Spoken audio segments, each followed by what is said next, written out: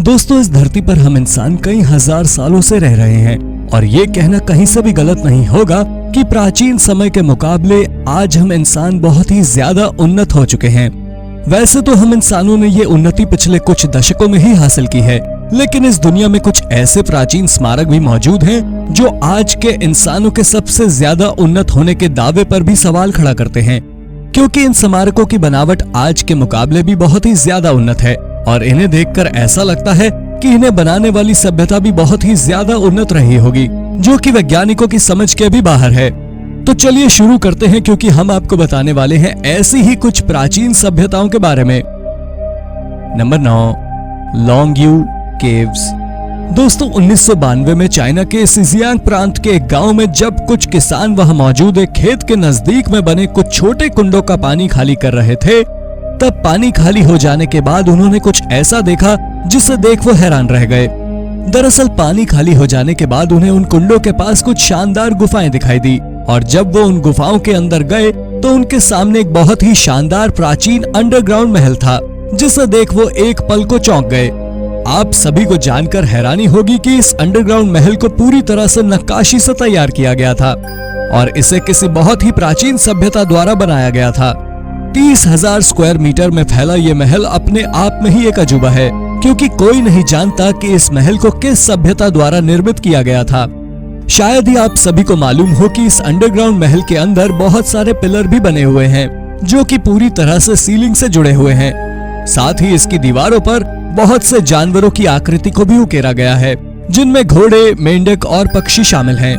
इस अंडरग्राउंड महल को लेकर सबसे ज्यादा आश्चर्य की बात तो ये थी कि इसके अंदर ड्रेनेज सिस्टम भी लगा हुआ था, जो इसके जल स्तर को पूरी तरह से संतुलित किया रहता है।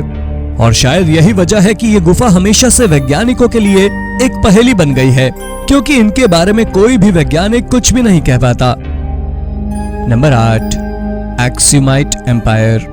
एक्सुमाइट एम्पायर प्राचीन दुनिया की इकलौती ऐसी सभ्यता है जिसके बारे में बहुत ही कम जानकारी मौजूद है। अफ्रीकन किंगडम के नाम से जाना जाने वाला एक्सुमाइट एम्पायर आज के इथियोपिया से लेकर सोमालिया और सोमालिलैंड तक फैला हुआ था, जो कि 80 एडी के आसपास पावर में आया था। आप सभी को जानकर आश्चर्य होगा कि जब एक्सम किंगडम पावर में आया था, तब ये रोमन एम्पायर और प्राचीन भारत के बीच हो रहे व्यापारिक लेन देन के बीच में मुख्य भूमिका निभाता था और यही कारण था कि इसके पास अपनी खुद की करेंसी भी थी, जिसकी मदद से यह व्यापार करता था और रेड सी और न्यू अरेबियन पेनिनसुला के साम्राज्यों की राजनीति में भी भाग लिया करता था। शायद ही आपको पता हो कि इजिप्ट और सूडान के बाहर ये अफ्रीका की एक बहुत ही मुख्य सभ्यता थी।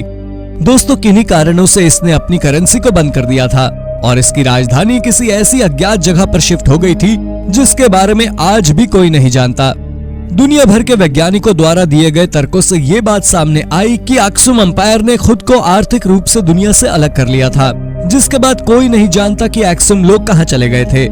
हालांकि हाल ही में 2019 में एक आर्कियोलॉजिस्ट की एक टीम द्वारा ये अनाउंस किया गया है कि उन्होंने एक्सम सभ्यता का बीटा समाटी शहर खोज लिया है, जो कि उसकी राजधानी और रेड सी के बीच में मौजूद है। लेकिन कम जानकारी के अभाव में आज भी वैज्ञानिक और जानकार इस सभ्यता के बारे में नहीं समझा पाते। नंबर 7, क्यूक्यूटेनी ट्रिप्लियन। क्यूक्यूटेनी ट्रिप्लियन कल्चर, जिसे ट्रिपोली कल्चर के नाम से भी जाना जाता है, आज से कई 100 सालों पहले यूरोप के मोल्डोवा, यूक्रेन और रूस में एग्जिस्ट करता था। दोस्तों, इस कल्चर या कहें सभ्यता का उदय 5500 बीसी के आसपास हुआ था और ये 2750 बीसी तक खत्म हो गई थी। वैसे तो इस कल्चर के लोगों द्वारा छोटे और घने स्मारकों का निर्माण किया गया था, पर आपको जानकर आश्चर्य होगा कि करीब 4000 से 3500 बीसी के करीब क्यूक्यूटेनी ट्रिप्लियन सभ्यता द्वारा यूरोप के सबसे बड़े स्मारक बनाए गए थे, जिनमें करीब 20,000 से 46,000 की आबादी रहा करती थी।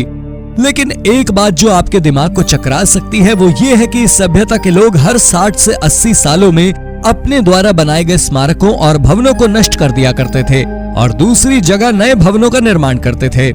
इतना ही नहीं, कई बार तो ये अपने भवन को नष्ट करके उसी जगह पर फिर से एक भवन बना लिया करते थे, जो कि वैज्ञानिकों की समझ के भी परे था, क्योंकि इस सभ्यता ने अपने पीछे कोई भी लिखित दस्तावेज या मानचित्र नहीं छोड़े हैं।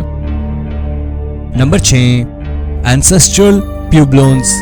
दोस्तों, अमेरिका में एक इलाके में एनासाजी नाम का स्थानीय अमेरिकियों का एक समूह रहा करता था, जिसे एंसेस्ट्रल प्यूब्लोन्स के नाम से भी जाना जाता है। ये सभ्यता आज के फोर कॉर्नर्स के नाम से चर्चित जगह पर ही रहा करती थी, जिसके आसपास के इलाके में अन्य बहुत सी सभ्यताओं के साक्ष्य भी मिलते हैं। शायद ही आपको पता हो कि एंसेस्ट्रल प्यूब्लोन सभ्यता को उसके आसमानी ज्ञान और तारों की जानकारी के लिए जाना जाता है, जो कि अपने आर्किटेक्चर का निर्माण भी वास्तुशास्त्र के हिसाब से किया करते थे। आज एक समय में देखा जाए तो एनासाजी लोगों द्वारा निर्मित क्लिफ ड्वेलिंग्स पूरी दुनिया में फेमस है, जो कि सुरक्षा के नजरिए से निर्मित की जाती थी। आप सभी को जानकर आश्चर्य होगा कि इनके द्वारा निर्मित आर्किटेक्चर और क्लिफ ड्वेलिंग्स को सन 900 से 1350 एडी के आसपास बनाया गया था, जो कि दिखने में आज के बहुमंजिला इमारतों के समान ही है। खैर, इनकी कारीगरी यहीं खत्म नहीं हुई थी, क्योंकि इस सभ्यता ने सिर्फ इंसानों के लिए भवन नहीं बनाए थे, बल्कि जानवरों के लिए भी छोटे पेट हाउसेस का निर्माण किया था, जो इस बात को साबित करने के लिए काफी था कि एंसेस्ट्रल प्यूब्लोन सभ्यता के लोग बहुत ही ज्यादा उन्नत थे। हालांकि किन्हीं कारणों से 12वीं और 13वीं सदी के आसपास ये सभ्यता विलुप्त हो गई थी, जो कि आज भी वैज्ञानिकों के लिए एक पहेली बनी हुई है। नंबर 5, माइसिनियंस। दोस्तों, माइसिनियन सभ्यता एक तरह की प्रवासी सभ्यता थी, जो कि 2000 बीसी के आसपास एशियन इलाके में आकर बस गई थी, और यही वजह है कि इस सभ्यता के उद्गम के बारे में कोई ठोस जानकारी नहीं है। अब आप सोच रहे होंगे कि आखिर प्रवासी होने के बावजूद भी यह सभ्यता इतनी चर्चित कैसे हुई? इसका मुख्य कारण था मिनोअन्स के साथ किया गया इनका धोखा। जी हाँ, ये सभ्यता मिनोअन्स लोगों के साथ ही उनके इलाके में अपना जीवन यापन करती रही और धीरे धीरे उनके साथ व्यापार करने लगी, जिसके बाद एक दिन इन्होंने मिनोअन्स लोगों की हुकूमत को ही कुचलकर उनके इलाके पर अपना साम्राज्य स्थापित कर लिया। दोस्तों, मिनोअन्स और माइसिनियंस यूरोप की पहली पढ़ी लिखी सभ्यता थी, जो कि क्लासिकल ग्रीक से बहुत ही ज्यादा प्रभावित थी। एक बार मिनोअन्स के इलाके में कब्जा करने के बाद माइसिनियंस लोग वहां की प्रमुख सैन्य ताकत बनकर उभरे थे, जिन्होंने बहुत से महलों, भवनों, दीवारों का निर्माण भी किया था। हालांकि 1600 से 1200 बीसी के आसपास ये सभ्यता भी अचानक गायब हो गई थी, जिस वजह से ये वैज्ञानिकों के लिए आज भी एक पहेली बनकर रह गई है, क्योंकि कोई नहीं जानता कि ये लोग एक दूसरे से कैसे संपर्क करते थे और ये अचानक गायब क्यों हो गए। नंबर 4, रापा नुई। दोस्तों, आज से कई 100 साल पहले पॉलिनेशिया का एक छोटा सा समूह किन्हीं अज्ञात कारणों से अपना गृह निवास छोड़कर पैसिफिक ओशन की तरफ चला गया, जहां उन्हें एक रिमोट आइलैंड मिला और जिस पर वो बस गए। वो रिमोट आइलैंड कोई और नहीं बल्कि आज का ईस्टर आइलैंड ही है, जो कि चिली के कोस्ट से करीब 3512 किलोमीटर दूर है। आप सभी को जानकर हैरानी होगी कि रापा नुई लोग जो इस आइलैंड पर बसे थे, उन्होंने यहाँ पर बहुत से बड़े बड़े स्ट्रक्चर्स का निर्माण किया। साथ ही इंसानों की तरह दिखने वाले बड़े बड़े स्टैचू बनाए, जिनमें से कुछ आज भी इस आइलैंड पर मौजूद हैं। खैर, ये स्टैचू क्यों बनाए गए ये कोई नहीं जानता, और शायद यही वजह है कि ये आज भी वैज्ञानिकों के लिए एक रहस्य बना हुआ है। हालांकि इन्हें देखकर इतना तो पता चलता है कि रापा नुई लोग बहुत ही ज्यादा उन्नत थे, पर फिर भी इस बात का कोई प्रमाण नहीं है कि रापा नुई लोगों ने इस आइलैंड पर कब निवास किया था। पहले माना जाता था कि ये लोग 700 से 800 एडी के बीच इस आइलैंड पर बसे थे, पर हाल ही में कुछ समय पहले हुई कार्बन डेटिंग से ये पता चला कि रापा नुई लोगों का 1200 एडी में इस जगह पर आगमन हुआ था। खैर, जो भी हो, पर फिर भी वैज्ञानिक आज भी नहीं जानते कि आखिर उन्होंने ये स्टैचू कैसे बनाए थे और वो अचानक गायब क्यों हो गए थे। Number 3, Sanxingdui. दोस्तों, ब्रॉन्ज एज के दौरान चीन के सिचुआ प्रांत में सैंक्सिंग डुई नाम की एक छोटी सी सभ्यता या कहीं छोटा सा कल्चर शुरू हुआ। दोस्तों, ये प्रांत इकलौती ऐसी जगह या कहीं ऐसी साइट थी जहां इस सभ्यता के प्रमाण मौजूद थे, जिनमें बहुत से प्राचीन आर्टिफैक्ट शामिल थे। आप सभी को जानकर हैरानी होगी कि इन आर्टिफैक्ट से पता चला कि ये सभ्यता करीब 1200 से 1100 बीसी के आसपास इस जगह पर रहा करती थी, पर कुछ लोगों का मानना है कि ये और भी ज्यादा पुराने समय यानी कि लगभग 1600 बीसी से इस जगह पर रह रही थी।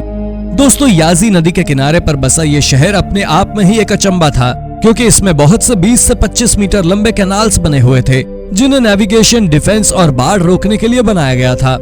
हालांकि जब से 1929 में एक किसान द्वारा जब इसे खोजा गया, तब से ही ये आर्टिफैक्ट्स वैज्ञानिकों के लिए एक पहेली बने हुए हैं, क्योंकि कोई नहीं जानता कि आज से 5000 साल पहले ऐसे आर्टिफैक्ट्स कैसे बन सकते हैं। नंबर 2, एट्रिकन्स। एट्रिकन सभ्यता द्वारा अपने पीछे होने का सबसे पहला सबूत 900 बीसी पहले इटली के रूप में छोड़ा गया था। उस समय इस इलाके को यूरेशिया के नाम से जाना जाता था, और यहाँ रहने वाले लोगों को प्राचीन ग्रीस के बाहर उस समय की सबसे एडवांस सभ्यता माना गया था। दोस्तों, शायद ही आप सभी को पता हो कि एट्रुस्कैंस सभ्यता के बारे में वैज्ञानिक बहुत ही कम जानते हैं, पर इस सभ्यता के होने का उदाहरण इसके लेखों से मिलता है। आप सभी को जानकर आश्चर्य होगा कि जिस भाषा में इन लेखों को लिखा गया है वो वैज्ञानिकों और जानकारों के समझ के बाहर है और अभी तक सिर्फ उनका कुछ हिस्सा ही डिकोड हो पाया है। दोस्तों, कुछ अन्य लेखों से मिली जानकारी के अनुसार एट्रुस्कैंस का इतिहास इसलिए गायब हो गया क्योंकि रोमन्स के साथ हुआ युद्ध वो हार गए थे, जिस वजह से उन्हें रोमन एम्पायर में शामिल होना पड़ा था और उनके बनाए सभी स्मारक भी रोमन एम्पायर के कब्जे में आ गए थे। आज इसी वजह से वैज्ञानिक नहीं जानते कि एट्रुस्कैंस का उदय कब हुआ था और वो कहां से आए थे। Number 1, bell beaker culture. दोस्तों, बेल बीकर कल्चर की शुरुआत 2800 बीसी के आसपास हुई थी और इस कल्चर का नाम बेल बीकर इसलिए रखा गया था क्योंकि इस कल्चर में रहने वाले लोगों द्वारा बेल शेप ड्रिंकिंग वेसल्स बनाए गए थे, जिन्हें सबसे पहले यूरोपियन ब्रॉन्ज एज के दौरान इस्तेमाल में लिया गया था। दोस्तों, शायद ही आपको इसके बारे में पता हो कि ये शानदार दिखने वाले कप उस समय यूरोप में बहुत ही ज्यादा इस्तेमाल किए जाने लगे थे और यही वजह थी कि इसने आज के वैज्ञानिकों के बीच भी एक संशय पैदा कर दिया, क्योंकि वैज्ञानिकों को ये पता नहीं था कि ये कल्चर इनका खुद का शुरू किया हुआ था या किसी बाहरी सभ्यता द्वारा लाया गया था, क्योंकि इसी तरह के बर्तन बहुत सी अन्य सभ्यताओं में भी इस्तेमाल किए जाते थे। खैर, जो भी हो, इस सभ्यता में बहुत से अन्य बर्तन भी मिले हैं जो वैज्ञानिकों को परेशान करके रखे हुए हैं, क्योंकि वैज्ञानिक नहीं जानते कि इन आइटम्स का फैलाव कैसे हुआ, जिस वजह से इसे बेल बीकर फिनोमिनन का नाम भी दिया जाता है। तो दोस्तों, ये थी हमारी एक और रोचक वीडियो। अगर पसंद आई हो तो इसे लाइक करें और हाँ, जाते जाते चैनल को सब्सक्राइब जरूर कर दीजिएगा। धन्यवाद।